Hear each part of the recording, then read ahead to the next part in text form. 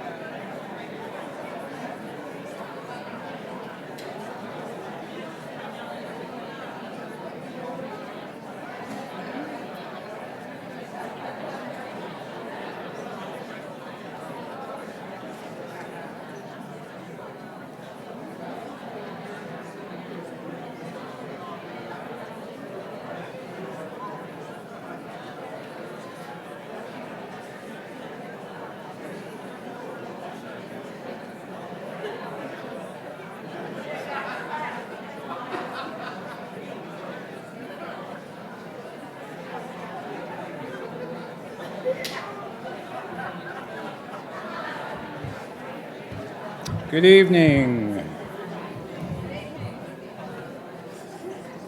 I'm David Ferriero, the Archivist of the United States, and it's a pleasure to welcome you this evening to the William G. McGowan Theater here at the National Archives. And welcome to those of you who are joining us on our YouTube station. Tonight's Writers and Scholars Roundtable will examine the untold stories and unsung heroes of the civil rights movement. We're especially pleased to be able to present this discussion this year on the 50th anniversary of the passage of the Voting Rights Act. And if you come back to the National Archives between July 31st and September 15th, you'll be able to see the actual Voting Rights Act on display in our Records of Right exhibit housed upstairs in the David Rubenstein Gallery. I'd like to thank our partners on tonight's program, the 2015 March on Washington Film Festival, and I want to extend a special welcome to the distinguished group of writers and scholars assembled for tonight's discussion. Our moderator, journalist, and author, Alelia Bundles, who also happens to be the president and chair of the National Archives Foundation. Dr. Clarence Jones, civil rights activist and advisor to Dr. Martin Luther King Jr. Dr. Michael Eric Dyson, sociology professor, author, and political analyst, who will deliver closing remarks after the discussion. And Pulitzer Prize-winning authors Diane McWhorter, Gilbert King, and Taylor Branch. I also want to take this opportunity to congratulate Taylor, who will be honored with our foundation's 2015 Records of Achievement Award later this year.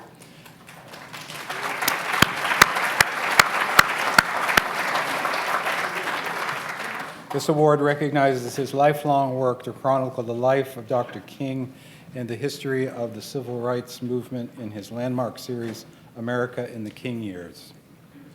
Before we begin the program, I'd like to tell you about two upcoming programs that will take place in this theater. On Wednesday, July 22nd at noon, we'll welcome author Arthur Downey as he discusses the most successful slave rebellion in American history, the basis of his new book, The Creole Affair, the slave rebellion that led the U.S. and Great Britain to the brink of war. And on Wednesday, July 29th at noon, we'll commemorate the 25th anniversary of the passage of the Americans with Disabilities Act with a lecture by Leonard Davis, author of Enabling Acts, the hidden story of how the Americans with Disabilities Act gave the largest U.S. minority its rights. By the way, the original Americans with Disability Act is currently on display in the Records of Rights exhibit upstairs.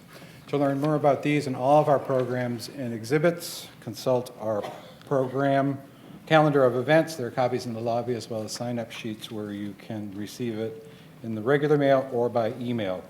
And another way to get more involved with the National Archives is to become a member of the National Archives Foundation. The foundation supports all of the work of our agency, especially education and outreach programs. And there are applications for membership in the lobby.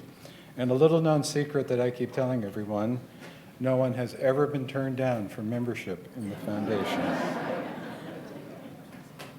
As I said, we're presenting tonight's program in partnership with the 2015 March on Washington Film Festival, and we're pleased to welcome them back after hosting two programs at last year's festival. And now to tell you more about the festival, it's now my pleasure to turn the program over to Isis Array Bay, producer of the March on Washington Film Festival. Isis Ara is also chief cultural creative for her own company, Journey Agent Productions. I thought you called me. Prior to that, she was vice president of programs for Count Me In for women's economic independence and vice president of corporate affairs for Sony Music. Isis Ara. Thank you, sir.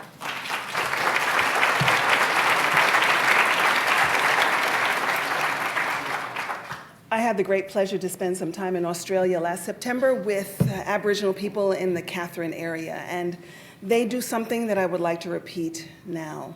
In fact, all Australians do it now. I rise to give praise to the field of limitless possibilities from which all life springs, and to the 7 directions, north, south, east, and west, above, below, and within, and to the cycle of life acknowledged by African ancestral people everywhere, those who have gone on before, ancestors, those living and those yet to be born. We are because they were. They will be because we are. Welcome to the March on Washington Film Festival, presented by the Rabin Group and founded by Robert Rabin. Our mission is to unearth the little-known stories and events of the civil rights era, which we consider to be one of America's revolutions, America's second revolution. As you'll see through the festival, we do this through performance, performing arts, through scholarship, first-person narratives, and of course, films. So we're very happy to be here with the National Archives again, and thank you to David and to Tom. Tonight, our Writers and Scholars Roundtable. So as I was thinking about how to welcome you all, I thought about how important writing has been to humanity. So from cave drawings to the Medu Neter or the hieroglyphics in Egypt, from Moses and the tablet and Muhammad being instructed to write, from Omar Khayyam's poem, The Moving Finger Writes and Having Writ Moves On, writing is an intrinsic part of our human development. And tonight we are going to hear from some masters of the pen. So you heard a bit about the order of things to come. And we have given you index cards. So during the panel discussion, if you have questions, please write them down. And at the appointed time, we will ask for your cards to be passed to the aisle. But first, because it don't mean a thing if it ain't got that swing, I'm delighted to present Howard University's award-winning jazz ensemble, Afro Blue.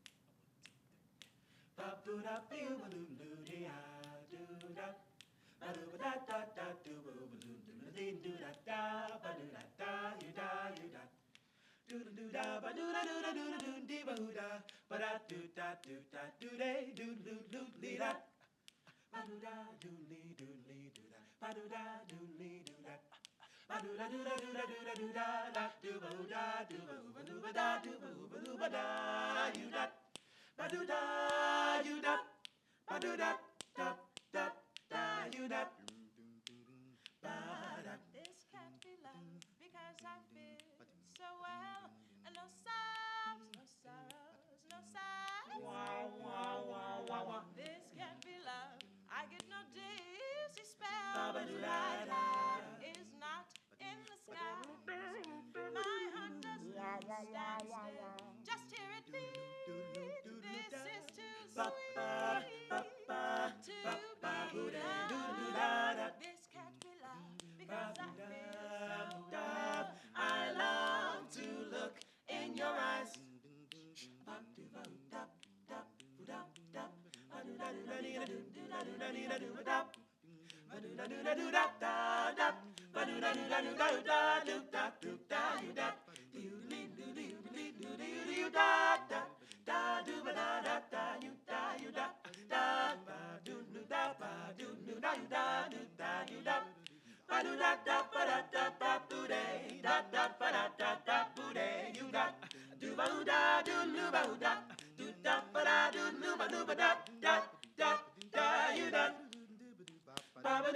This can't be love. It really, really can't be love. This can't be love. It really, really can't be love.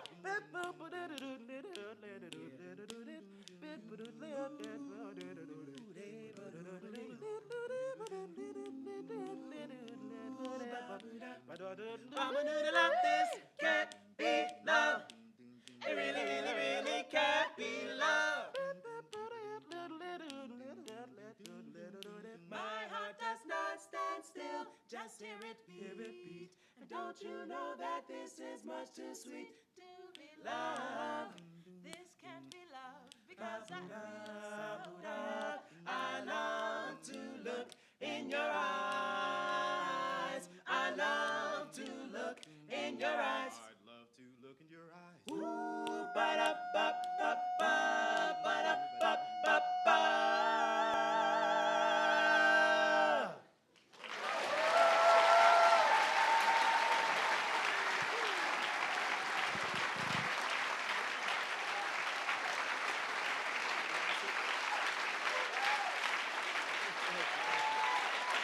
Thank you so very much. Thank you all for having us. We are so excited to be here, and this is not a first time for Afro Blue to be in this very room, so we're excited to be back. Before you, we have John Kennebrew, Devin Robinson, Matthew Robinson, Ayode Olabi, and my name is Imani Grace Cooper, and we are a small section of Howard University's Afro Blue. Some of us couldn't be here today, but we were so excited we couldn't turn you all down.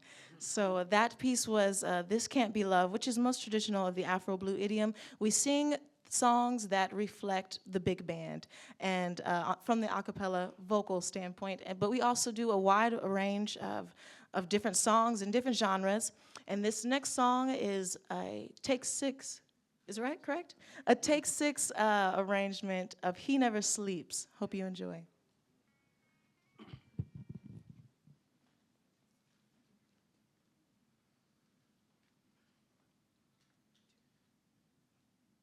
He never sleeps.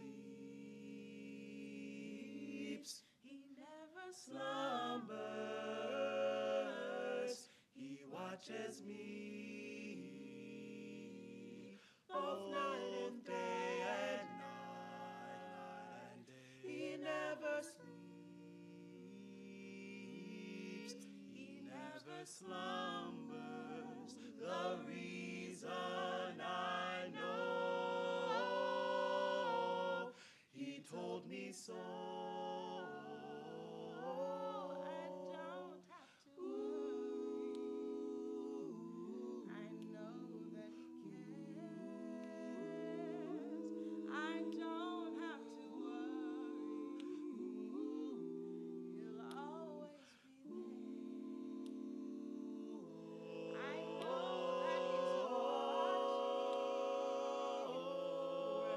wherever I go. I know that he's watching. He told me so. He never sleeps. He never slumbers. He watches me both night and day. He never sleeps. He never slumbers. The reason I know, he told me so. He never sleeps. He never slumbers. He watches me both night and day and night and day. He never sleeps. He never slumbers.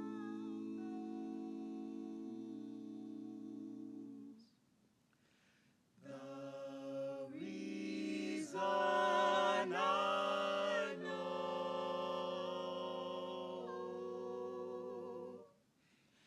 he told me so.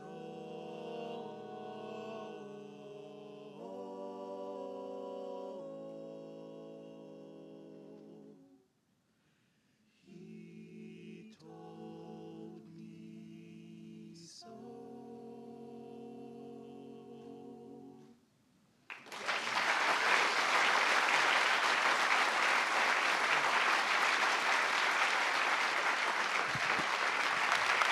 Thank you all so much. Again, we are a small section of Afro Blue from Howard University, and we just wanted to do this last song in honor of the entire festival and its mantra, what it's about. And so we want to do this last tune for y'all, which is entitled Lift Every Voice and Sing.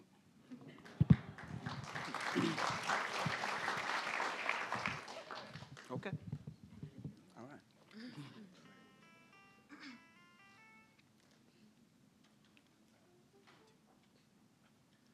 Lift every voice and sing till earth and heaven ring, ring with the harmonies of liberty. Let our rejoicing rise high as the listening skies. Let it resound loud, rolling sea.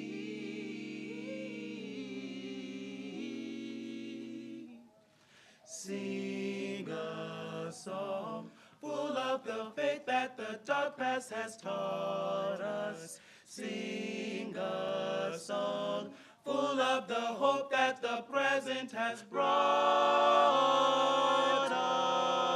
us.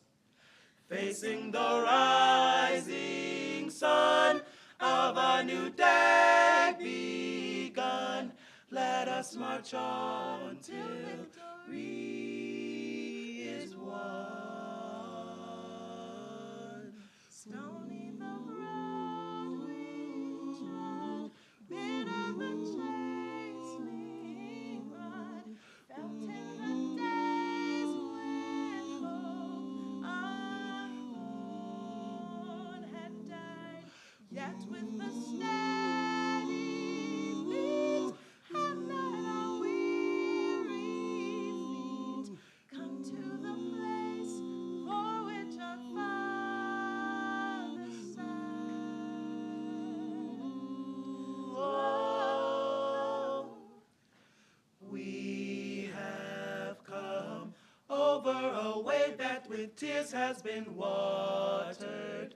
We have come treading our path through the blood of the slaughtered.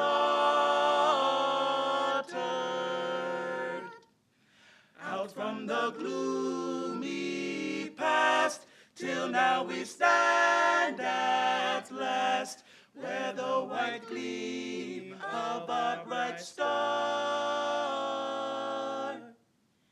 Is cast. is cast.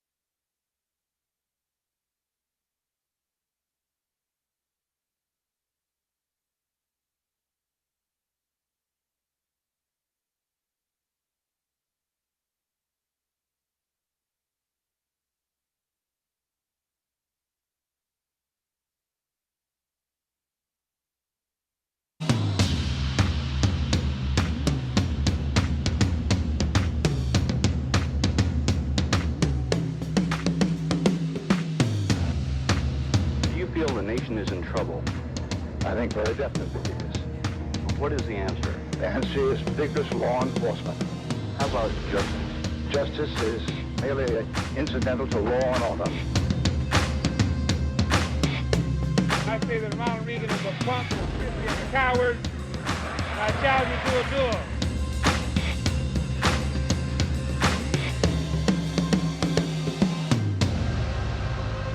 Our lives be threatened daily. We want to register, to become first-class citizens. Is this America, the land of the free and the home of the brave?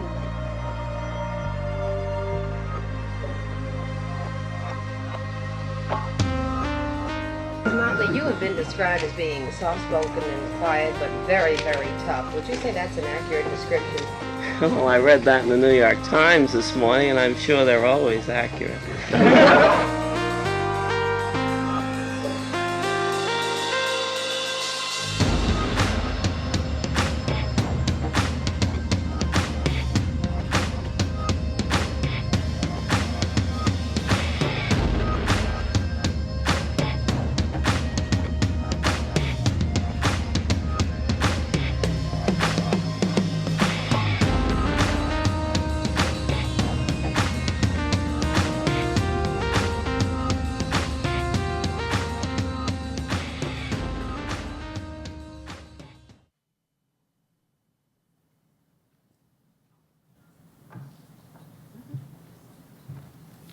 introduce you. Our moderator tonight is a woman who traces her lineage to one of our country's true business successes, Madam C.J. Walker. She is a veteran network broadcaster and author, and a member of the National Archives Board, amongst other august bodies. And she has been a great friend to the March on Washington Film Festival from its inception, and we cherish her. Alelia Bundles, and she will introduce the rest of our panel.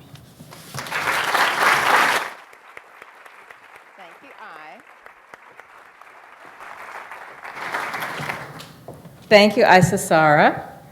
And good evening, everybody. Welcome to the William G. McGowan Theater. We are fortunate to have such an extraordinary panel, and I think you all should just come on up and have a seat. On this second evening of the third annual March on Washington Film Festival. We have 3 Pulitzer Prize winners, as David Ferriot told you, and a confidant of Dr. Martin Luther King. My congratulations to the festival founders, Robert Rabin and the Rabin Group, and Victoria Bassetti, along with Sharon Malone, Michelle Norris, Isa Sarabay, and others who saw the need and implemented the vision. I welcome you on behalf of the National Archives and the National Archives Foundation, and I encourage you to come back to the National Archives. Some of you may have come as children and you've seen the Declaration of Independence, but you haven't seen all the other wonderful exhibitions that are here now, including the Records of Rights Gallery, the David Rubenstein Gallery on the first floor, where all the people who aren't on that picture in the rotunda, who weren't in the room in 1776, are represented with civil rights, women's rights, and immigration, and you can see some of those original documents. So we welcome you back, and we encourage you to find out about other programs at archivesfoundation.org. And now it is my pleasure first to introduce Dr. Clarence Jones, personal attorney and advisor to Dr. King, whose book, Behind the Dream, recounts the story of the making of what has come to be known as the I Have a Dream speech. Less well known is Dr. Jones's role as the person who secretly brought out those several pages folded up in his pocket that became Dr. King's powerful letter from a Birmingham jail. There is so much more to say about him, but let me just add that he was the first black partner in a Wall Street investment bank, and that he played a key role in the Sullivan v. New York Times Supreme Court case. Today, he is a visiting professor at the University of San Francisco and a scholar writer in residence at Stanford University.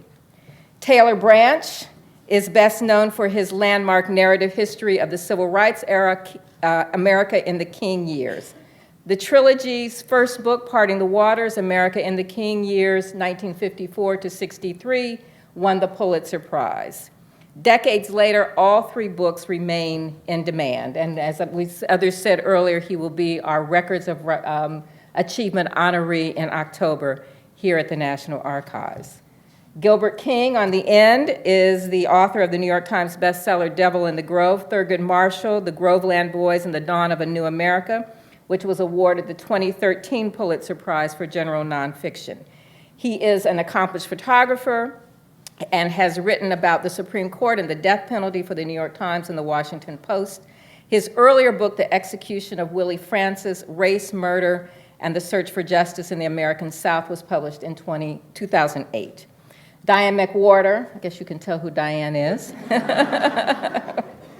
is a journalist based in New York City and author of Carry Me Home, a history of the civil rights revolution in her hometown of Birmingham, Alabama.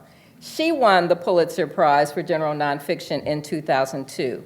Her young adult history of the civil rights movement, A Dream of Freedom, was one of New York Times' 9 notable children's books of 2004. Later, after the panel, Michael Eric Dyson will offer remarks on the panel's comments. He is a professor of sociology at Georgetown University, and his book topics range from Dr. King and Malcolm X to Bill Cosby and the politics of hip-hop. He is a New York Times contributing opinion writer and an MSNBC political analyst who has appeared on Meet the Press, Face the Nation, and many other news programs. And now the questions begin.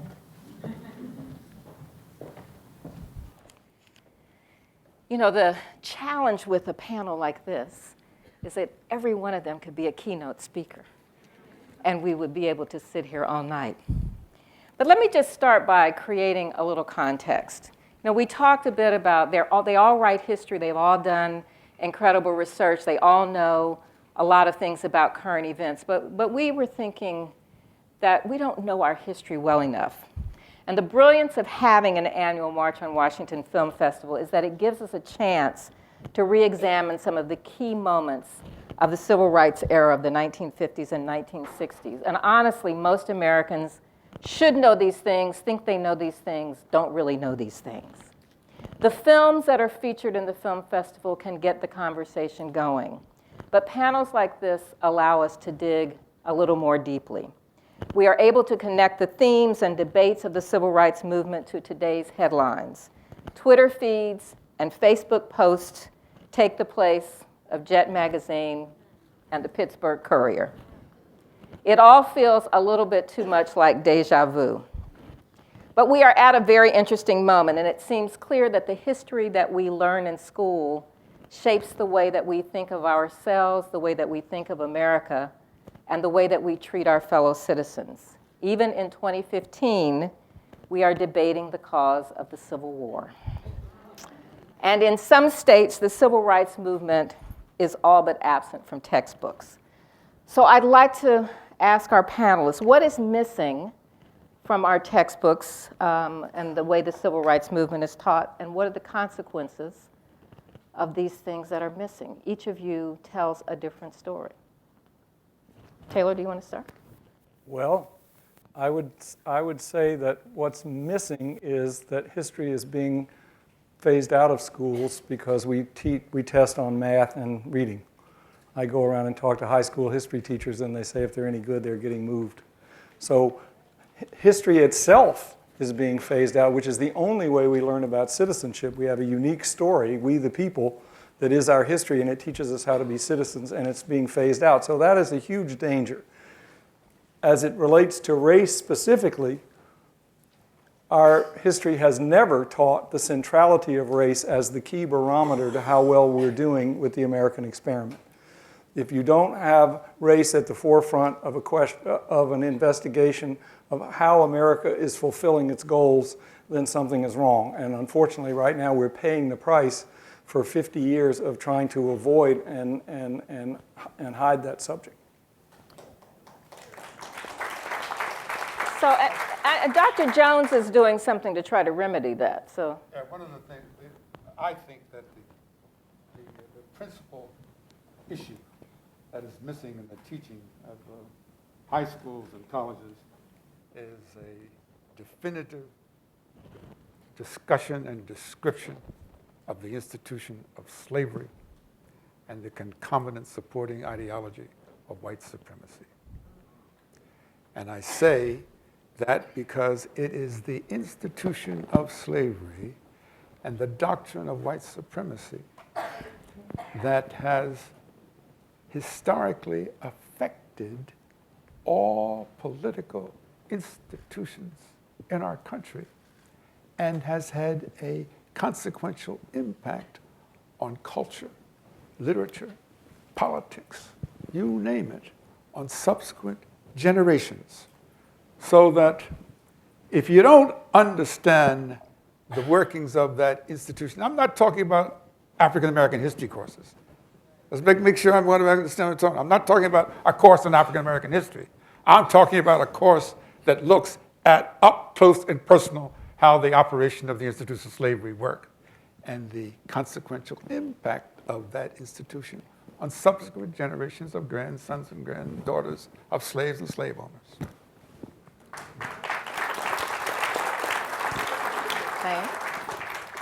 So I recognize one of the challenges of teaching this when my daughter, who was in kindergarten at the time, they were celebrating the Martin Luther King national holiday, and we were talking about King, and she finally looked at me and said, "Mom, why do you keep calling him King when his last name is Jr.?" So the children learn about this topic at such an early age that there is kind of a dilemma about how to teach it. And I remember going to her first grade class. She had brought home a Scholastic News for the King holiday that said that King was somebody who taught people how to settle arguments without fighting. And they referred to segregationists as people who disagreed with him. And so, and I kind of marched into the class to try to tell them what segregation was. But then I started feeling kind of bad about, especially with the children of color in the room, that talking about just certain things about how blacks were discriminated against and what the segregationists actually did, and thought maybe this was a conversation that the parents might want to have with them. So I understand the difficulty. So then we settle on Rosa Parks and things that are a little bit more palatable, and I wondered whether we should have a rating system, kind of like PG and R, miscegenation is R, lynching is X, and so to kind of ease people into it. So I think that's one problem, so that we get on to kind of superficial and uplifting stories. The other thing is that the topic, as we all know, is just so difficult, and you have to know it so well to be able to really teach it. And I remember, like, for example, when I tell kids and teachers, they are stunned when I make some, to me, elementary observation, like that the black middle class really did not support the civil rights movement. People are just stunned by that. And so unless you really know that through scholarship and through being steeped in this topic, it's just really hard to teach it in any kind of real way. And I would just sort of build on what you just said. I think teaching a more honest way of looking at what was really happening in America, I think that's one of the things I noticed. Behind us, we see these iconic images of the Jim Crow South, the separate water fountains, the separate entrances. And I think the effect that has is to sort of whitewash the history. It makes it look like things for African Americans were rude and impolite. And really, the words I would use to describe it were brutality and terrorism. And I think to have an honest discussion with that, even with younger students, I think is important. One of the stories I tell people is in 1946, you had, after World War II, you had more than 800,000 African Americans come back from the war. They were soldiers who experienced greater freedoms in Europe, and then many of them had to come back to the Jim Crow South and sort of slip quietly back into that second-class citizenship. And it was the early days of protest. Many of them didn't appreciate that, and they wore their uniforms as a silent protest.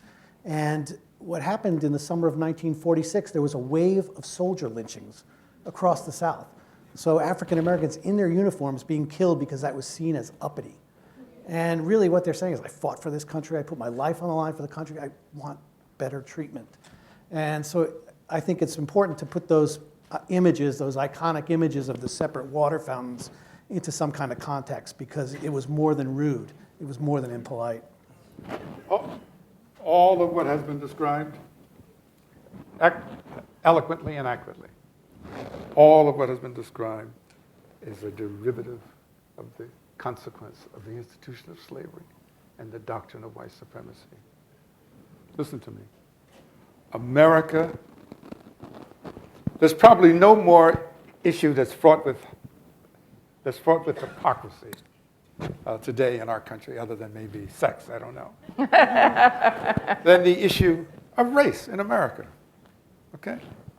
I mean, how can you understand the American experience of how we react to one another today, of how those things that you just described?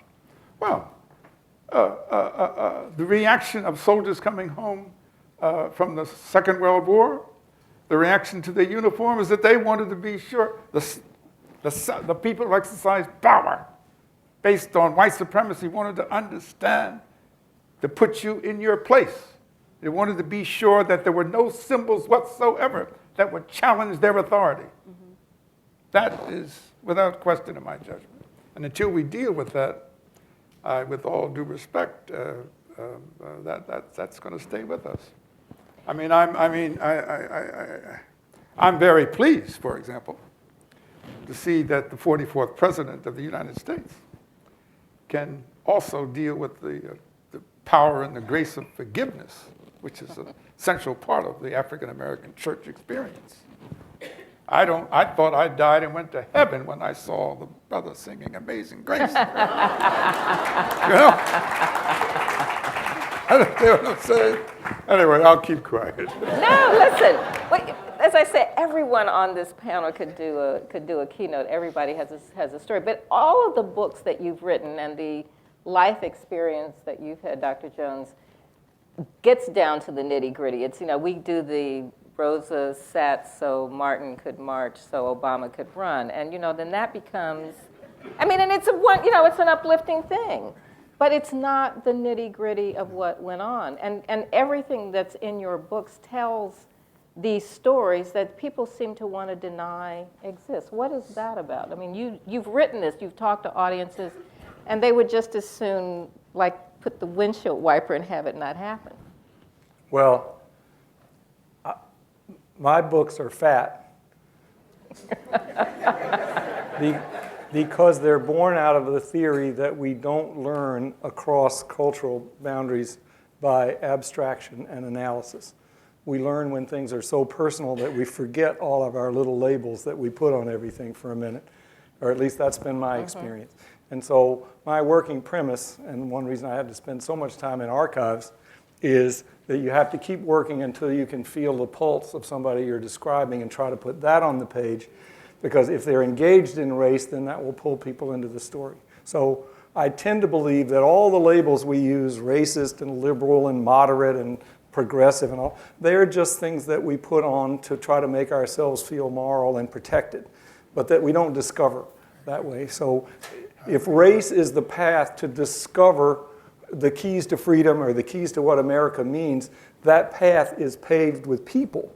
It has to be, because conceptually, we fool ourselves into thinking that we're making progress when we're really just massaging labels. So that's my one reason. I think libraries, cultures tend to put in the libraries what they're comfortable with, which means that not everything essential to understand race in America is going to be in the library, which is why I feel you have to do interviews, you have to talk to people, you have to take risks talking to people. So I think that's why it's essential, and I hope we're going to talk later. I think that's also why movies are so important, because movies are about intimacy, and the fact that we have an empty shelf largely just of films about the greatest upheaval for freedom in human history.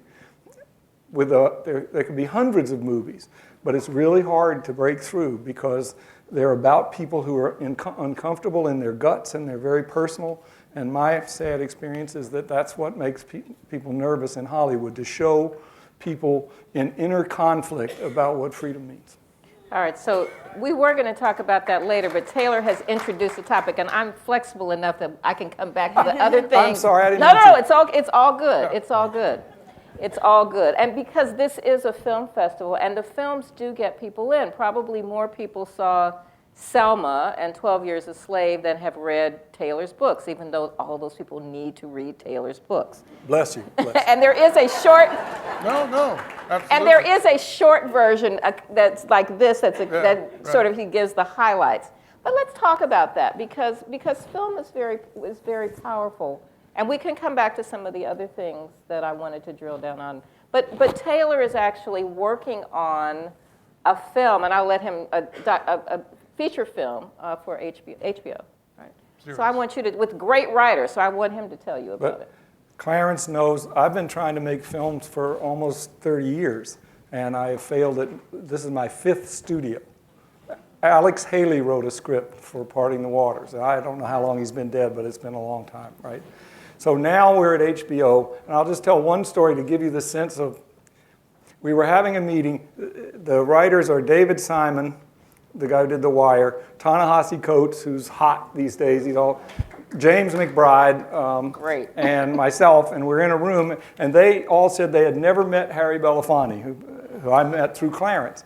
And so I called Harry and said, tomorrow, could these guys come see you? And instead, Harry came to HBO and walked in and surprised them, and they were all astonished. And Simon says, Harry, this is a great honor. It's wonderful to see you. I have just one, we are wrestling with this. We want to have a breakthrough. We know a lot of the stuff that's in Taylor's book, but could you give us some of the lighter, humorous moments that will help us lighten this story? And Harry looked at him and he said, well, David, He said, I just saw 12 Years a Slave, and I don't recall any jokes in there. There were few humorous moments in Schindler's List, and I just saw The Diary of Anne Frank again. I don't recall any. What kind of humor are you after? Simon said he sank under the chair, realizing that he... And McBride comes to his defense, because McBride is very, very funny. He says, well, I want to defend David for asking that question. I'm the guy who wrote a funny book about John Brown, for God's sake, getting at Harper's Ferry. And so he tried to ask questions, and Harry didn't give him much ground. He said, I understand you want to make it humanizing, but if you don't go for the truth and the hard truth, you're going to undermine your cause. So that's the difficulty of making a film in this age that's true about the movement. But nevertheless, hope springs eternal. I think we're going to make it this time. Excellent. So you start. Okay. Gilbert's book is going to be made into a movie. Yeah, they're moving along with that. From the book I wrote was Devil in the Grove. It's Gilbert, tell them a little bit about that book. Yeah, okay. It's basically a story very similar to Kill a Mockingbird, and sort of a mix between that and I think the Scottsboro Boys. So you have 4 African Americans who are falsely accused of rape, and then it just becomes a very violent story with the Klan, burning down houses. And Thurgood Marshall comes in and represents these young men, and it becomes just a very violent story, a terrible trial. But Thurgood Marshall brings it before the U.S. Supreme Court and gets the case overturned. And so now we go back to a really bad sheriff who does some really awful things, takes the law into his own hands and starts killing the defendants. And so, yeah, it's a very dark subject matter, but I think one of the things that's interesting is Thurgood Marshall had a tremendous amount of humor. He was a very charismatic guy. A lot of it was gallows humor. And it was a way of sort of alleviating the stress of his situations. And a lot of times he would get in conferences with his lawyers. And, we mentioned earlier about some of the problems you have with the, middle-class African Americans not supporting the movement because all of a sudden they've become part of the system. And so they no longer could get middle-class African Americans to contribute to the NAACP because it might cost them their job. And Marshall was in one conference and he turned to his colleague and he says, sometimes the easy part of this job is fighting the white people. Those were the kind of lines that Marshall would come up with. So he's a pretty charismatic guy. So, and now the movie, tell us where the movie is. It's just in the process of the script is being revised for like the 5th time, but it's really getting there. And, yeah. Although after listening to some of Taylor's stories about Alex Haley, I cause concern. So, and Diane, your experience? Lifetime bought Carry Me Home, and let me just let that sink in for a second. And I said, oh, am I going to get breast cancer and my husband's going to cheat on me? And the producer replied, and then then you'll go before Congress and testify and they'll pass a law. So anyway, so that project went south.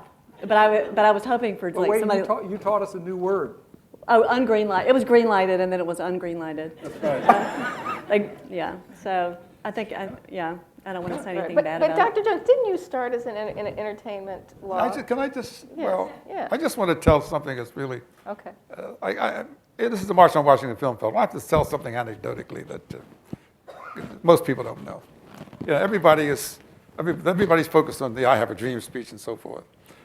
But little people don't know that in the committee of the march, when they were there was a discussion about the order in which speakers were going to speak and how much time was going to be allotted. And I had heard that this was going to be a major subject, so I had said to Dr. King, Martin, I don't think you should come to this meeting, So we go to the meeting, and there was some conservative, well, first of all, I was walking into a room full of preacher egos and other things. No. And I listened as there was a proposal that was put forth that Dr. King should be like the 6th or 7th person out of maybe 15 speakers, and he should have about 6 minutes to speak. And I listened, and I turned to Mr. Randolph. I said, may I speak? He says, yes, of course. And knowing that, so I said, excuse me, have all of you heard and seen Dr. King speak? Oh, yes. Oh, yes. do you really want to follow him? The second thing I said, and I know I was walking where angels fear to tread. But I said, you know, we don't know how many people are coming, but it could be 100,000, 250,000 people. But you run the risk that if he speaks in the middle, when he gets finished, some people could leave. Some people could get up and leave. So A. Philip Randolph says, I move that Brother King be the last speaker, and that he should be allotted 8 to 10 minutes. And somebody seconded the motion, and then the motion was passed. And there was a lot of disquiet. And then after it was over, Bayard Rustin leaned over to me and leaned in my ear. He says, you go back and tell Martin that Mr. Randolph says, take as much time as he needs. All right? And by the way, that's why Dyson is going last today. That's right, you know that. But you can't have as much time as you need. That's what I should tell you. But you know, you have seen a lot of scripts, and you've seen people trying to tell the story, but you've seen some things that were sort of whitewashing the story. Oh yeah, I have seen that. Yes, I mean I have. I think Taylor just mentioned passing, so I will say. He says spent a lot of time, but think of this: Taylor and Harry Belafonte. Okay, they're together, planning to make a movie. They have Jonathan Demme as a director. Okay, and with all of that talent, okay, they can't get the film made. We came to grief. Okay. There was a great moment. Harry and I went in to make the last plea to keep the film alive out in Hollywood. And we talked to each other. We went in. We failed. We came out. They pulled the plug. I mean, it's one of the lowest moments in my life. We came out, and Harry looked very gravely at me, and he said, "This is your fault." He said, that sounds like Harry. Yeah. He said, "This wouldn't have happened if you had trimmed your nose hair before we went in there." Speaking of gallows humor. Gallows humor. But you know, there is this sort of conventional wisdom that these stories that have black people in them will not sell overseas, and it's just excuse me, a bad word. Right. There is this feeling.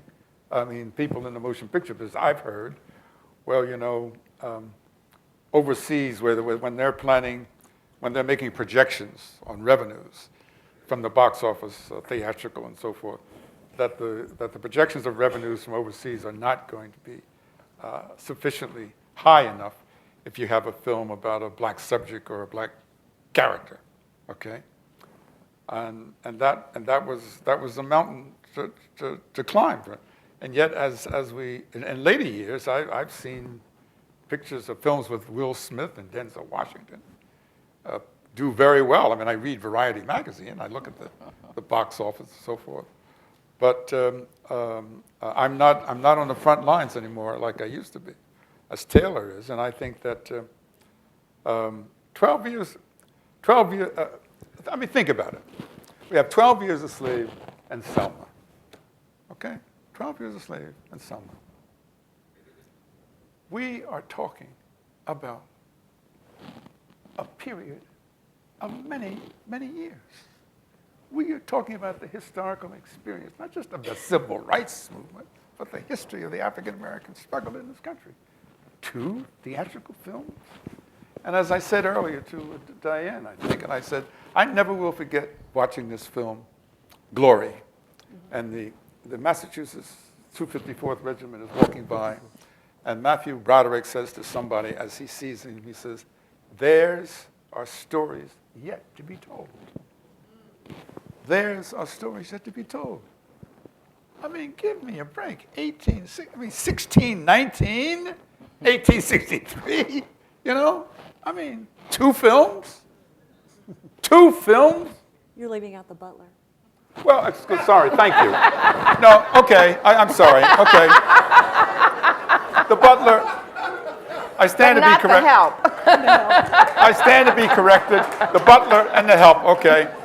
You know, it's very, listen. There's nothing more disconcerting when I'm a professor and you have someone, you're not my student, of course, when I can be corrected. I stand corrected. But okay, including all of those films. But all of those films, my point still stands. My point still stands. Right. Think of the reservoir of the extraordinary history of the so-called African American experience. And by the way, and I'll just shut up soon, because I want to be sure, and this relates to you, Diane. This relates to sure. You know, we were talking about the March on Washington.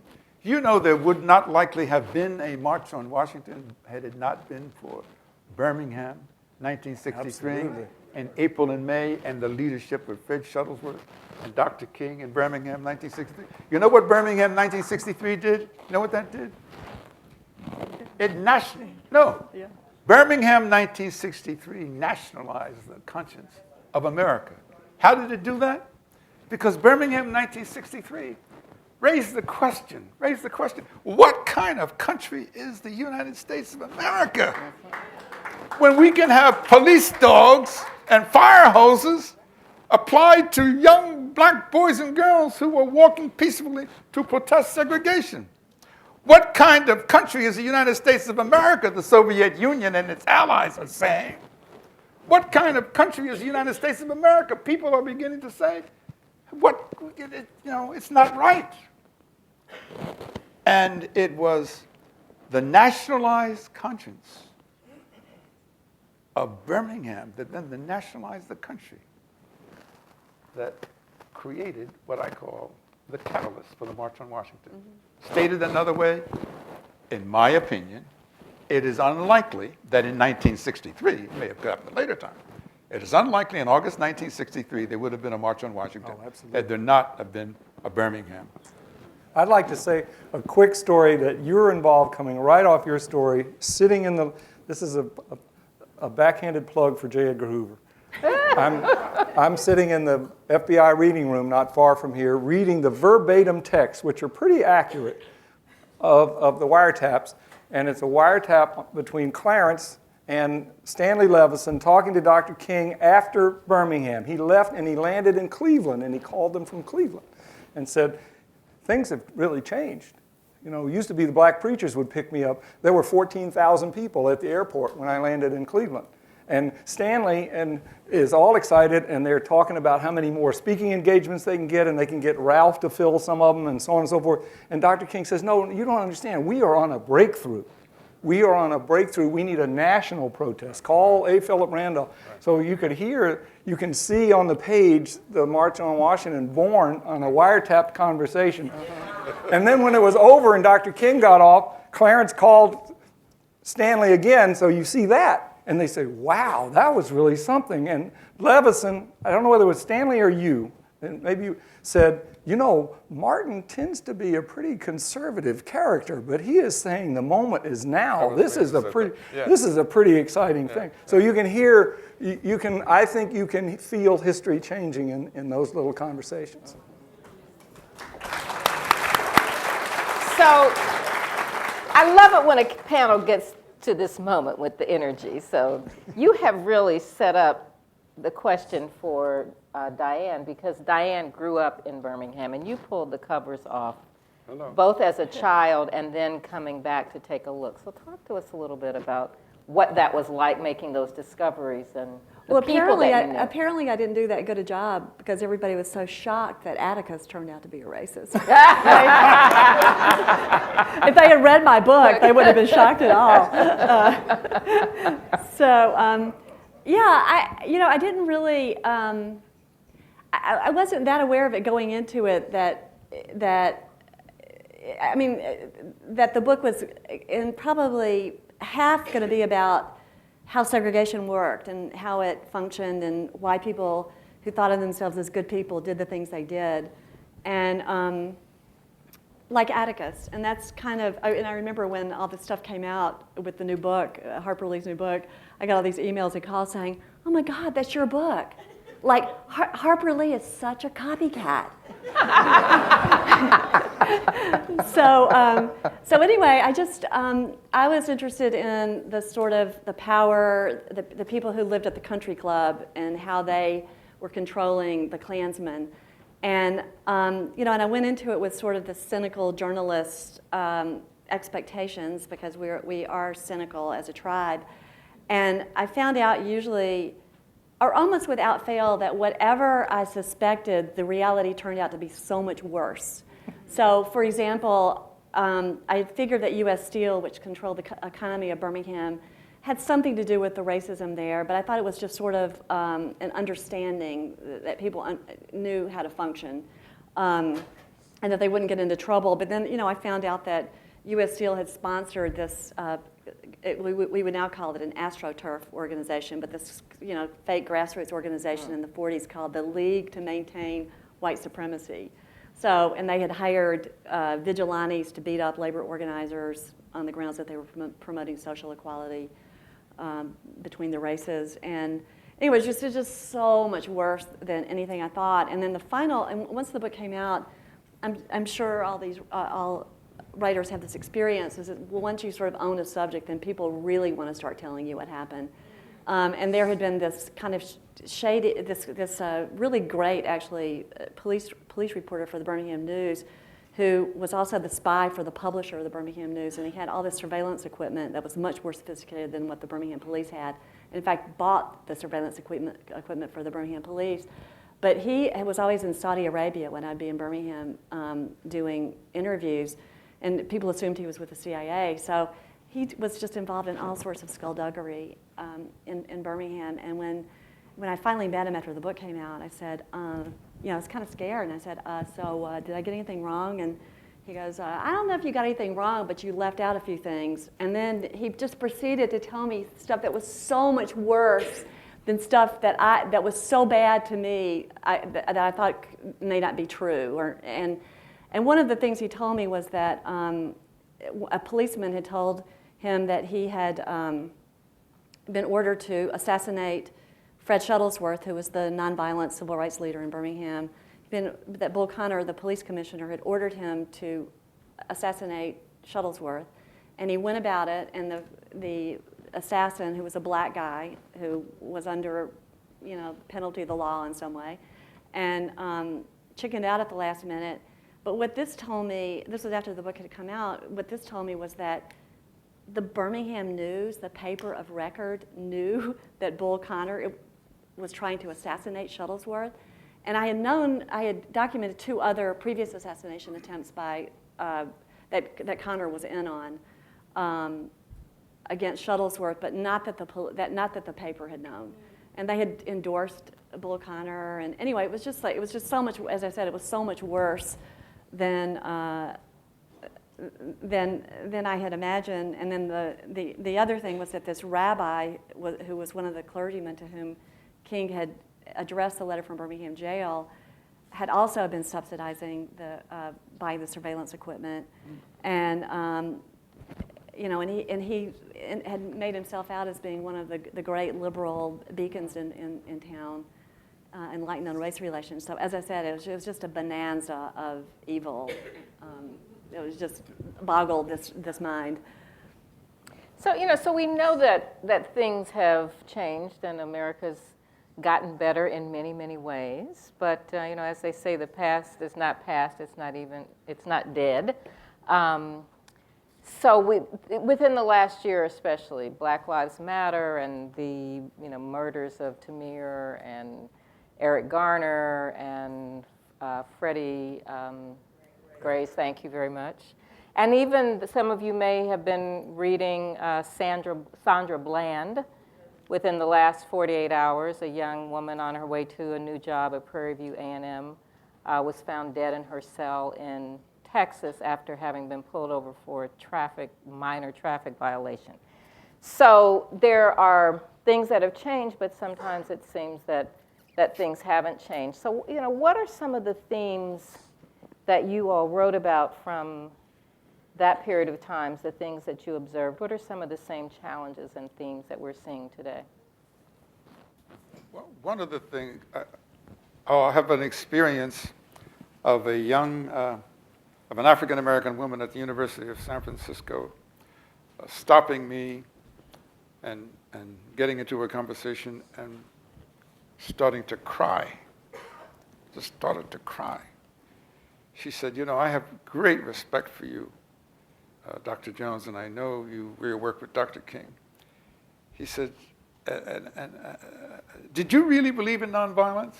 And I said, well, that's a whole separate issue, okay? Because we don't have time to go in that, because as I'm writing in my personal, I did not believe in nonviolence personally, but that's another question. But the point is, I said, yes, I believed in the efficacy of nonviolence. And she says, but you don't understand, Mr. Jones. They have no respect for us. They have no respect for us today. And maybe Malcolm X was right. And I said, what do you mean Malcolm X was right? Well, you know, the only thing they understand is if you give them what they give you. And I said, no, hold on. I said, hold on. I said, I'd like to take some time to talk to you.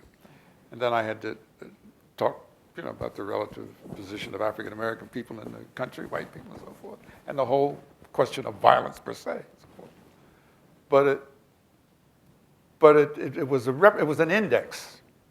It was a microcosm of what I've experienced in other parts of the country with other young, principally African-American, but not exclusively.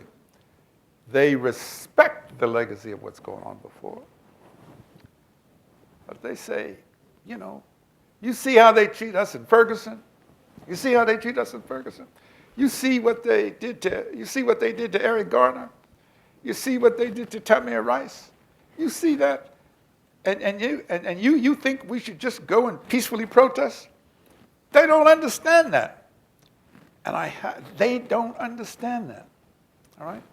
And I have to take the time to explain to them that with all due respect to the intensity of their justifiable anger, that the question confronting them today is how to most effectively and strategically use power. You understand? It's about power. And I said, make no mistake, you are making a message. You are sending a message of power. The only way you can dissipate the potency of that message is if you commit violence, okay? Because you've done something. Now, I just want to say one thing. I came early today, I had a meeting with the director of the FBI. I spent an hour, 15 minutes talking to this brother. Not brother, but you know. And I discussed this very issue that the reality is, it's got to deal with the reality of the mindset of young people. And we so-called elders, have a responsibility to the extent that we can to translate the relevance of the March on Washington, to translate the relevance of the Voting Rights Act, to translate the relevance of the Civil Rights Act, to translate, you know, I saw a film last night on Fannie Lou Hamer. If they could see that film on Fannie Lou Hamer, they wouldn't ask me no questions, okay? Because they would see it. They would see such an example of committed struggle that they would see that it can work, it can be done. Anyway, I'm sorry I talked too much. No, but you know but actually that was absolutely perfect, because we need to wrap the panel up so that we can go to the next part. But that is exactly why the March on Washington Film Festival is important. For those of us in my generation who came of age during the Civil Rights Movement, because I am that old, who know something, who experience something, but need to know more, and especially for subsequent generations, because people are being miseducated, intentionally miseducated, and as many people as possible need to see those films, need to read the books. We will be signing books afterwards. But I would like to give our panel a round of applause.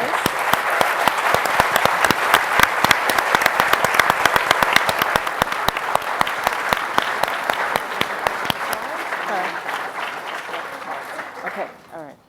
So, Professor Dyson, I think you're on. In one moment, everyone, please send your cards to your right, my Beyonce left.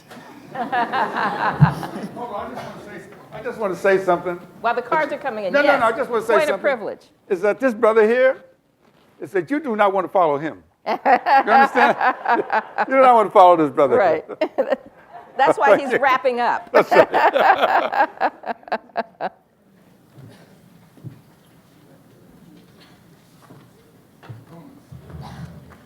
Wow.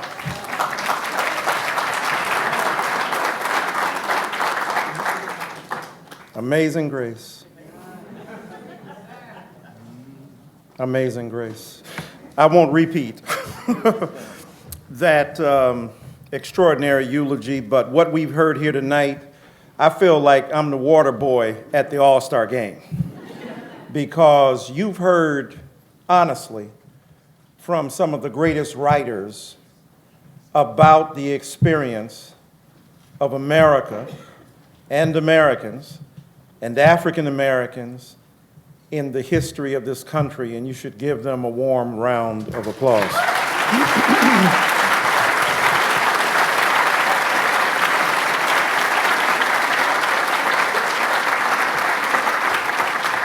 Now, I know in the age of Twitter, it's hard to get beyond Twitteracy and to read long stuff, big fat books, but I love big fat books because big fat books have big fat ideas, right? And when you hear Gilbert King and Taylor Branch and Diane McWhorter and Sister Bundles and Dr. Jones expatiate on these incredibly important ideas, what you're hearing is the remix of their incredible linguistic engagement with the history and rhetoric of democracy and, as Taylor Branch said, the centrality of race. To see a predominant white panel in this day and age grapple in public out loud with the history of white supremacy and slavery, as Dr. Jones talked about it, is not only a remarkable testimony to the grit and grace they possess, but to the rhetorical and, even more importantly, the moral courage to tell the truth to America when it's addicted to amnesia. Right?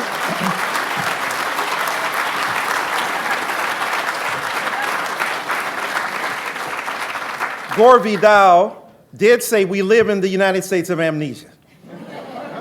I think the theme song is supplied by Barbra Streisand was too painful to remember, we simply choose to forget.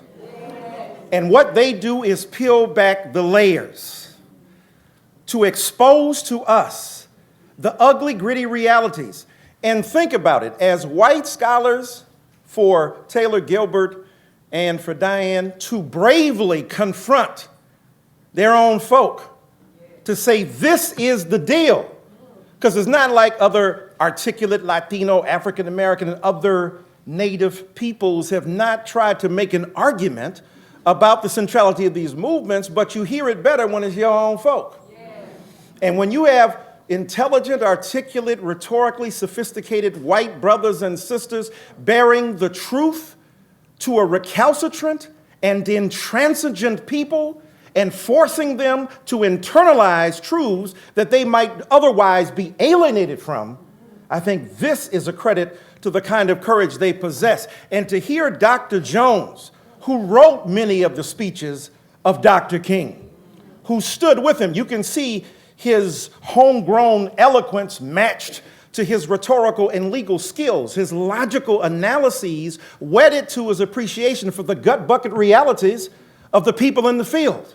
And to feel that power is to remind us why it's important to tell stories to our children. Do we really doubt that the young man, Dylan Roof, was not radicalized as a lone wolf terrorist separated from the pack, but the pack itself was vicious and mendacious because it has been fed a story? What did he say in his manifesto? As I Googled, right? Now, I tell my students all the time, Wikipedia ain't Encyclopedia Britannica. I ain't dissing it. It's important.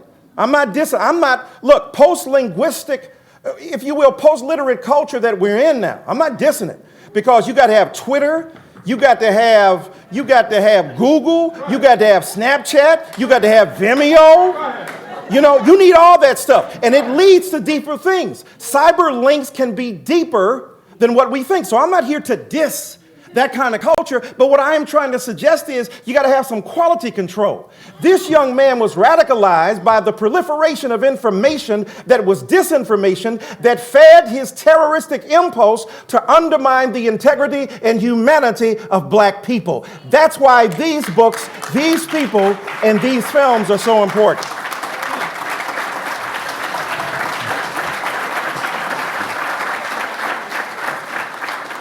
And, you know, when we think about it, what's going on now, Sister Bundles, with her brilliant work, and the lineage and pedigree that she shares with a great progenitor, because women are often obscured, right? The bodies, the experiences, her reminder of Sandra, because we think all experiences of race happen to be male, and we feel that some of the female experiences happen to be white or other. But African-American women's bodies have been the intersection of the competing forces of terror that have occupied this country and have been perpetuated against them even by folk within their own culture. Now, so when Dr. Jones and Miss McWhorter and Brother King, Taylor Branch talk about the black middle class, black people, yeah, because that's us, right? Black parents were beating their kids for participating in the movement. Don't act like y'all didn't know that, right? You was gonna get a beating, right? So black folk get upset, get on their haunches. I get it, that the black middle class of Cosby.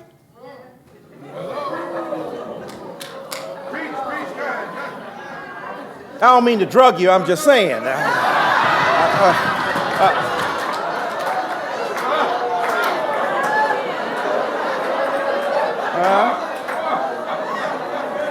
That's just an interlude. But anyway, as would be apropos, I wrote a book 10 years ago, Negroes mad at me. 10 years ago.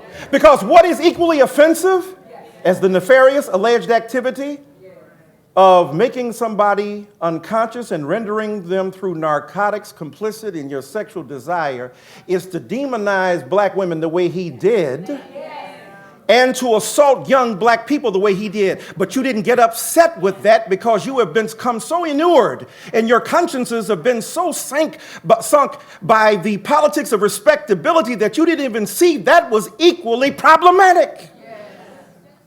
Maybe if you pulled up their dreams, their draws would follow. Maybe if you gave them something to aim for, then they would not be obsessed with the iconography of ephemera, stuff that comes and goes in fashion. Maybe then they could get deeply ensconced in a culture of intelligence that gives to them a sense of who they are, but yet they find it in some of the music that you dismiss, that Mr. Cosby so blithely was oblivious to. Somebody wake me, I'm dreaming. I started as a seed, the semen, swimming upstream, planted in the womb while screaming. On the top was my pops, my mama hollering stop from a single drop. This is what they got? Not to disrespect my people, but my papa was a loser. Only plan he had for mama was the blanker and abuser. And even as a seed, I could see his plan for me, stranded on welfare, another broken family. Or someone else who said, all my teachers couldn't reach me and my mama couldn't beat me hard enough to match the pain of my pop not seeing me. So with that disdain in my membrane, got on my pimp game, blank the world, my defense came. There are alternate sites of knowledge production that are important and critical to the salvation and redemption of a people if we will tap into the same impulse of story, of vision, and of community that are mediated here. Let me end by saying this then. It is extremely important. It's extremely important. Another elder today jumped on Ta-Nehisi Coates. Just mad. A lot of old people get jealous. We could dress it up. Just envious of other folks' skill. Do your thing. And that doesn't mean that somebody else can't do their thing.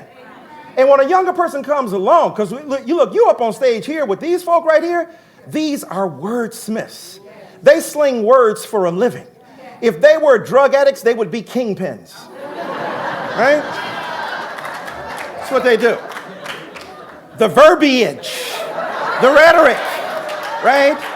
The pristine purity of the language, the use of commas and verbs and adverbs. There is ethic in grammar.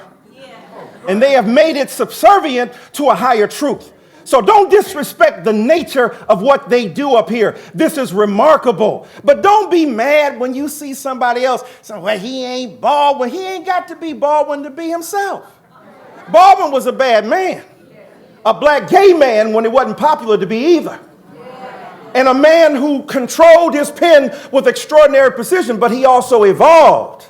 Ta-Nehisi Coates wrote about reparations. As bad as James Baldwin was, he ain't wrote nothing like that.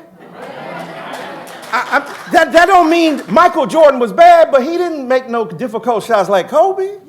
They both great. So why we got to be either or in the whole daggum deal? That's part of the problem, right? So I end by saying, let's celebrate what these young activists are doing, what these young folk in the streets are doing, what these young folk who are determined to listen are doing, but let's not forget the tap source and the deep root. Let us not forget the vein we must access in order for the blood to flow, in order for the body to be revived, in order for the optics of race, as Taylor Brand speaks about it so powerfully, to turn around what we perceive so that we can understand what we are looking at. And when we do that through image and film, when we do that through word, when we do that through community, then you and I as a human community, as an American nation, can get beyond the vicious ideology of difference. What Howard Thurman called a bigot, he said a bigot is a person who makes an idol of his commitments. Stop making a fetish of our commitments. And then maybe we could understand what white liberals feel like when black people who stand on their haunches in their incredibly liberating churches speak out against gay or lesbian or transgender or bisexual people. You have the nerve, having been victims of racism, to dog somebody else because of that. When we learn to accentuate our own humanity, we all come together. God bless you.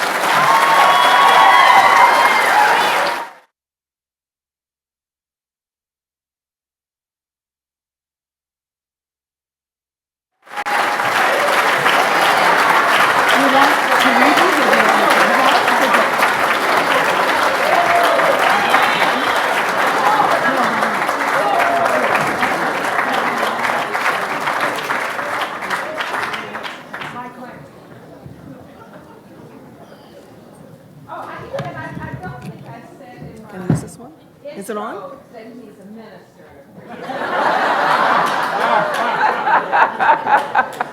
I think I forgot to say that, but I guess I didn't need to say that. And David Ferriero, has that ever happened in this theater before? Have we ever gone to church and hear it? Okay. Yes, I'm awake now. Yes, but what an incredible evening. What an incredible evening.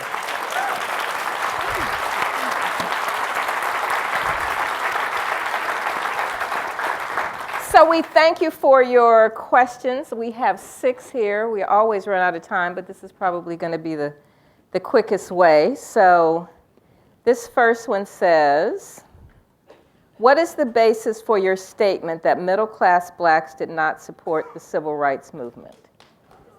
So I guess, Diane, you said, okay. Thurgood Marshall, and it was just an anecdote. It wasn't a general, probably not too general a statement. But one of the great fundraising problems occurred for the NAACP in the 40s and early 50s. And they raised the cost of contribution from $1 to $2. And that jump in price really hurt the NAACP very seriously. And so one of the things that led to, and this is kind of an interesting, I'll be quick about this, but it's kind of an interesting development. So Thurgood Marshall and his legal defense fund lawyers, they're out there doing voting rights, housing cases, school desegregation cases. Contributions didn't really flow in as much. But what happened is when dead bodies started showing up on newspapers, that sparked thousands and thousands of dollars coming from around the country.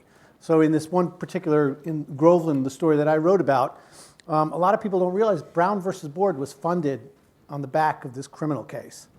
They raised more than $100,000 that came in, more than covered the case of Brown. And it was just based on the back of having photographs of dead African Americans in a gutter, killed viciously on the side of a road. And you could see that all of a sudden their donation logs just came in. And Marshall got very excited about this stuff. And he said, you know, our performances in court are making a huge difference. It's inspiring people. When African American lawyers stand up in court and start arguing with prosecutors and judges, it was inspiring those Jim Crow balconies.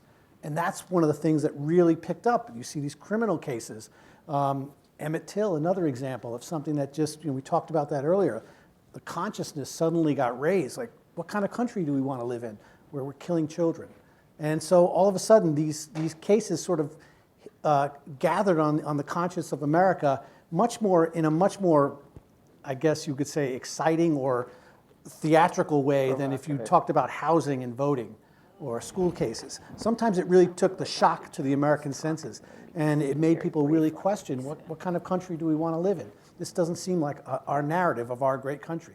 So it's like Twitter and Kickstarter now. I mean, we can see these pictures.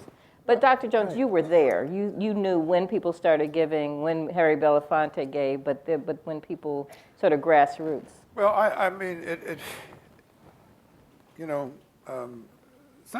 Daniel Patrick Moynihan used to say, everybody's entitled to their opinion, but they're not entitled to their own set of facts. As a general proposition in 1963, and in Birmingham, I didn't live there, okay? Yeah. In Birmingham, I traveled to many of the southern places. As a general proposition, large segments of the black middle class did not support the civil rights movement, okay? This is the horse's mouth. Okay? No, I'm just telling you the truth. It did not, okay? Okay? Now, one of the most powerful challenges to the black middle class was Martin Luther King Jr. himself, okay? A lot of you may, there was the most important major convention of African American preachers was the National Baptist Convention, okay? It was headed by the man named J.H. Jackson, I think he was, okay? Conservative, all right? The reason why they had the so-called progressive convention is that a group of African American preachers, Gardner Taylor, yeah, thank you. I can't think of all of them. Friendship Baptist Church. I loved them so much. Huh? N.H. Smith from Birmingham. Yeah, Birmingham. Well, they left. They left to form their own group. So, and I must tell you that in California, in this whole question of gay rights, I would be in a discussion and be challenged when someone would say, well, you talk as if Dr. King would have supported gay rights. I said, look, I'm not going to be so presumptuous as to say what he would have. I can only interpret the man as I knew him. I said, basically, before he was a civil rights leader, he was a Christian minister, and he was deeply committed to his gospel. Then I would say, by the way, all of you are Christian. Oh, yes.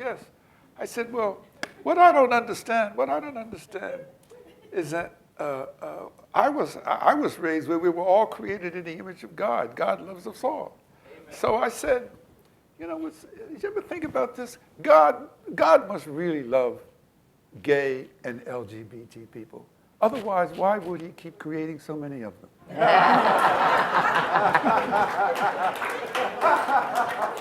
Hello? Right. So, and Byron Rustin. Let me just clarify something, because I'm the one who said that about the black middle class. The NAACP was a middle class movement. What I was referring to was when King and Shuttlesworth, his lieutenant in Birmingham, took the movement to the streets. It was very unpopular among the black middle class. The Atlanta Daily World had a policy, the Black Daily in Atlanta. King could not be his picture could not be on the front page. So there were a lot of divisions and King was from the black middle class, which was one of the reasons he was so effective as a leader. He could speak to so many different types. Shuttlesworth was extremely unpopular, even in the black community in Birmingham. And his followers were largely working class, and the black middle class was snobbish about them. And also they had too much prosperity to risk on a losing proposition. Right. So King had to come to town, and to shame, he went to a meeting of black business leaders and said, "You need to get on board." Right. Meanwhile, there were always people. They're sugarcoating this. The movement was a tiny fraction of the black community in that time. And the people that were hardest to get on board were the middle class, and that makes sense. They had stuff to lose. When Dr. King decided to go to Birmingham, who did he not take to the meeting to plan it? His own father. Right. Because his own father was going to try to stop it. Right. So this is settled law. In the film Selma, the exception proves the rule. They didn't have enough time to set it up, but the moment in Selma when the teachers went to jail and held up their toothbrushes was a seminal moment in the movement, precisely because middle-class teachers had never supported the movement before. And when they did it, it was, we got something going here. We've got, lots of trouble. But that's just a reality of the way. Even Thurgood Marshall called Dr. King a boy on a man's errand because the NAACP as a whole never supported street demonstration. So this is... And he said all that walking for nothing about the bus boycott. Yeah. That was some Snoop Dogg versus, East Coast, West Coast. It was really tough. It was really tough. No, really, because Thurgood was acerbic. Yeah, right? Yeah. He took no tea for the fever, and Roy Wilkins and King clashed incessantly. So I don't know why black middle class acting like they don't know. Think of Al Sharpton. Think of Al Sharpton 20 years ago. Now, I'm not trying to make an uncritical valorization or equivalence, because they don't have to be. Al's Al, Dr. King's Dr. King. But think about it. The notion of police brutality was thought to be something that Negroes in New York who were poor, struggling with police, were then all of a sudden when it metastasizes across the body politic, and now it's the central issue of the civil rights community, a guy with a perm, right? And basically, if you put him next to a silhouette of George Washington, you can't tell the difference. So he took it old school, Tory and wig. So what's interesting, and I love it. Look, Al Sharpton, whatever you say, right, reinvented himself. He reinvented himself. He's an Emersonian self-rebegetting figure. Absolutely. So Al Sharpton, I'm saying this in praise of Al Sharpton. Al Sharpton was demonized 20 years ago. His movement, a bunch of black hooligans and black folk that the middle class looked down on, and now he's the central figure in a movement connected to a black president in a historic fashion. Take that and imagine what Dr. King, now it's hard for you to think Dr. King was demonized. He committed class suicide. He was one of them, and he became one of them. He started identifying with regular Negroes. He argued against his daddy after he's borrowed money because he gave up most of his income. As Taylor Branch and others have talked about, Dr. Jones, he gave up most of his money. His own Negro institution wouldn't put him on the board. Morehouse College, until 2.5 years before he died, refused to do so. Now why? Because Brother Merrill, white brother, Merrill Lynch, was the head of the board, and he says Dr. King was a poor role model. Why? Because he went to jail too often. He wasn't selling crack. That's the black middle class. Bourgeois, self-preoccupied, E. Franklin Frazier, careerist, upwardly mobile. So I'm saying, when you see that, don't act like you don't know it. That's why, again, to bring it back to Bill Cosby, not about the drugs and stuff, just about the kind of politics of respectability that beats down on the vulnerable. What kind of coward do you have to be a half a billionaire to beat up on people in the street and talking about the names that God gave them? When he was friends with Oprah, that ain't no regular name, right? So I'm saying to you, right, he dogged black people's names. That's the kind of internal mess that you saw going on. So why are we surprised that it was happening then, just as it is happening right under our noses right now? So, right, yeah. Well, but now, so that we get the nuance and all the details of the evolution of the attitudes of the middle class. Okay, you got it. So you need to read these books because you need to read these books and buy these books. Just to talk about now, so are there any parallels between Birmingham and the recent events in Charleston, South Carolina? Or anything that we've been talking about? Oh yeah, I mean the church shootings and the church bombing that killed the 4 girls whose picture you see flashing up there. Well, to start with, the place where they think the bomb was made was a sign shop where the bombers the night before and the previous nights were making Confederate flags to parade for Klan parades for segregated school rallies and whatnot. So I don't know. One big thing I've noticed is that this has been, needless to say, a stain on Birmingham that cannot be eradicated, and especially since the bombers went free for so long. And but the city sort of takes it upon itself as being the victim rather than the actual victims. And I hate to see this happening in Charleston, but that was the first reaction was sort of that I started noticing was like, oh no, we're all victims. The mayor of Birmingham, in less than 24 hours after the church was bombed and these 4 girls were killed, he went on television and said, all of us are victims and most of us are innocent victims. And I remember when I read that, I thought, couldn't they have just had soul martyrdom for 24 hours? You know, does it have to be about us and how we're going to suffer from this? So that's one thing that I've kind of cringed about this, the Charleston. I mean, the reaction, of course, is different, but you know, these victims were targeted specifically. It wasn't the city. Very good point. Gilbert, any? Well, I could just go back to a few years earlier in 1951. There's a man named Harry T. Moore, which most people are not familiar with this name. I think people know Medgar Evers, but Harry T. Moore was the president of the NAACP in Florida, and he was working very closely with Thurgood Marshall on this particular case. And in the middle of the trial, the Klan put a bomb under his house, killing both him and his wife. It's 1951, Christmas night, 1951. And his name is kind of forgotten as a martyr of the civil rights movement.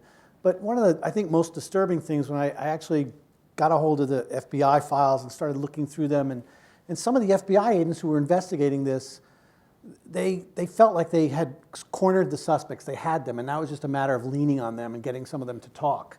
And all of a sudden, an order comes down from the U.S. Attorney's Office basically quashing the investigation. And there were 4 words that kind of stick with me today that I just find so disturbing. The reason given was, quote, tranquility of the South. In other words, if people really knew what was happening, it would just make a bigger noise and a bigger mess, and we just can't have the public knowing this. And it was quashed. And there were FBI agents who were really livid about this, but it was one of those situations where you have a U.S. attorney who's maybe a segregationist himself. There's no benefit into him pursuing civil rights cases. And so they were more than happy to see some of these things just die, and you could get away with it very easily. Truman? 51? Yeah. On this issue, just briefly, I think to put it in historical perspective, Birmingham 50 years ago was, as Dr. King told Clarence and Stanley, a national breakthrough. It opened stubborn gates that are still benefiting people, that are benefiting gay people and women.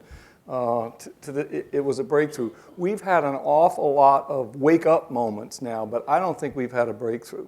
I liken it to the 50s. There are things that are percolating, but they haven't coalesced into something. We got a lot of cynicism and a lot of gridlock, and the country is still very adept at shaking off whatever happens and forgetting it and saying, let's don't talk about that. The Pope gave an incredible speech last week. It's already forgotten. So I don't think we've had a breakthrough yet. I'm hoping that we're building toward one and that people realize that it's up to me to do that. But I wouldn't say that that we're in a breakthrough moment. So, yet. right, we have like 1 minute. I'm going to say something quick, and then I'm going to let Dr. Jones have the last word because he's the man. No, I'm just saying, you get to do something quick. But I defer to Dr. Jones. No. Okay. Are you sure? All right. Because he's, I just. Well, first of all, I want to say we're all sorry that our mutual friend, Ms. Cheryl Norris, could not. That's right. I'm standing in for my friend Michelle, who's in California. I'm not saying that, but I think this is an incredible event. It is important to take time to pause and reflect the past as it relates to the present. I would say those of us who had some experience with the past is that we and those of our generation, that we are challenged to listen to the voices of this generation. We are challenged to listen and pay attention to them because they respect what we've done. They truly respect what has gone before, and they're groping on how to cope with that respect and deal with the reality of 2015 police brutality, okay? They need to let America know that Black lives matter. Guess what? That's what Birmingham 1963 was about. Telling the country that Black lives matter. Can I just briefly say? Yes, you can, Mike. Just up what Dr. Jones has said, because he is the authority. The point about it, as great a week, 2-week period as Obama has had, would not have occurred without Black Lives Matter in the streets, without principled critique that a lot of Black people, Black middle class in particular, did not want to hear, but that forced him into a particular situation, along with the politically viable circumstance, unfortunately, of the tragedy, horror, and terror. Because in Black America, we suffer from slow terror and fast terror. Fast terror, bombs bursting. Slow terror, poor schools. Getting expelled early. Not being seen as a human being. That is slow terror that slowly eats away at you. So we deal with 2 speeds, fast and slow. And Obama, as great a man as he is, like any other president, ain't gonna do what he ain't made to do.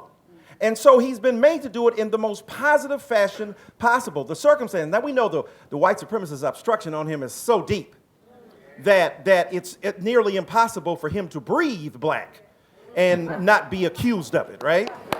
Right? He's been racially profiled while presiding, right? Presiding while Black. What are you doing, right?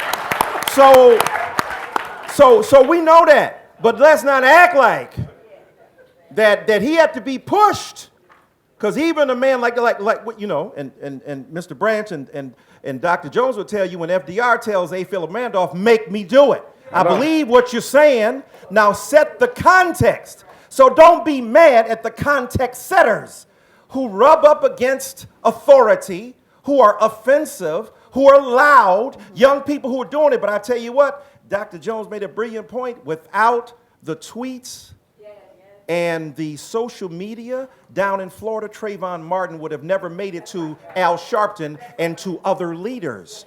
So we got to see the transmission of the energy. And this is a different moment too, because for the first time, the man is a brother. Right? That's Moses is not Pharaoh.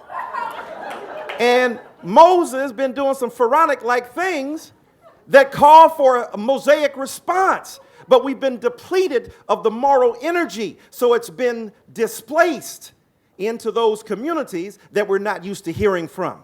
And I think the beauty of the Black Lives Matter moment is that it forces all of us to grapple. This is what Hillary Clinton found out. As great as she is, gave a great speech on race. Several speeches recently that should be remarked upon. that are remarkable, dealing with both the institutional and the intimate forms of violence. A brave woman. But when she went to the church and she said all lives matter, she didn't mean it. But the point is that she didn't understand that we know all lives already matter. White lives already matter because we see how they're appreciated. Black lives have to be underscored. And I think that's what we're dealing with now. It has forced all of us, black presidents and white politicians, to deal with the nitty-gritty reality of fast and slow terror in the 21st century as black people struggle with an eternal dilemma: how to breathe and stay black and alive while evincing the moral properties that we've inherited from a people whose humanity is always suspect and whose intelligence is always in question. That's the beauty of what this movement has done as well.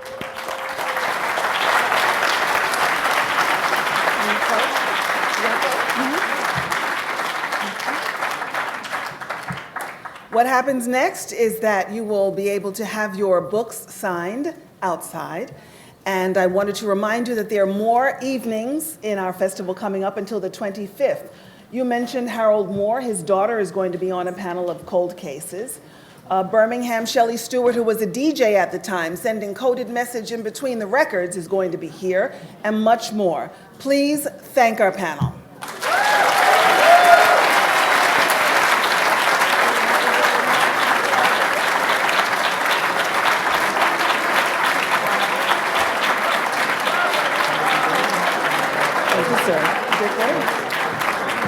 Thank you so much. Good night.